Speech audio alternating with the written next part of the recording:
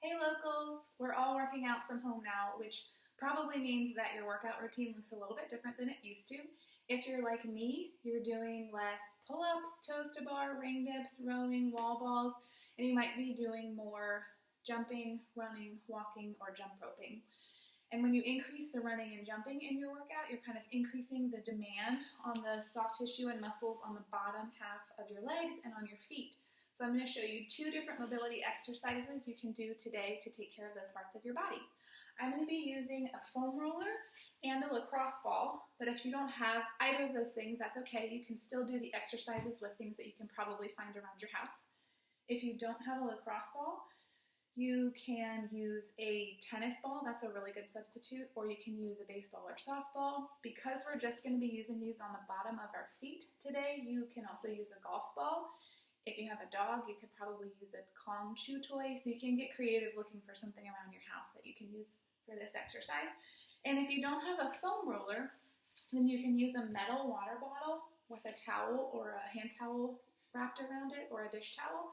And if you don't have a metal water bottle, you can use a regular plastic water bottle or Nalgene and fill it most of the way up with water and then stick it in the freezer. You need to give it enough time to freeze solidly all the way through so that it's durable and strong enough. But then you can wrap it in a dish towel or hand towel, and you have the added benefit of icing and foam rolling all at the same time. So we all know how to use a foam roller to kind of massage and connect with with our calves, but getting the musculature on the front of our lower legs can be a little trickier because our shin bone is kind of in the way. So I'm going to show you how I like to do it. I put the foam roller in front of me and just use one leg at a time. I'm going to start on my right leg. And in order to make it as comfortable as possible, I start at the knee and then I get my foot in front of my opposite leg like that. That lets me kind of rotate this leg in a way that helps me get pressure on my muscle and not my bone in the front there. So I'm going to kind of go forward and back in small sections. And just like when you're foam rolling your calf, if you find a spot that's particularly tender, for me it's usually up near my knee, you can kind of tack it down just by pausing there or adding pressure with your hand, and then point and flex your foot to kind of get the muscle working there while you're putting massage pressure on it. It feels really good. So I hope you like that one.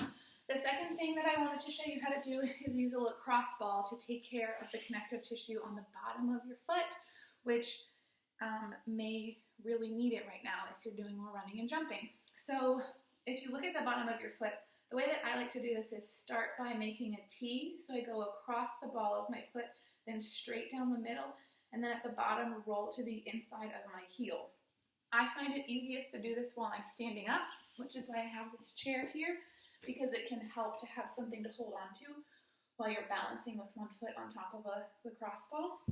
You'll just put the lacrosse ball down on the ground and put your foot right on top of it and start by pushing down into the lacrosse ball as you roll back and forth. If you find a spot that's particularly tender, you can pause and work it out, and then you just kind of roll down your foot into the inside of your heel like that.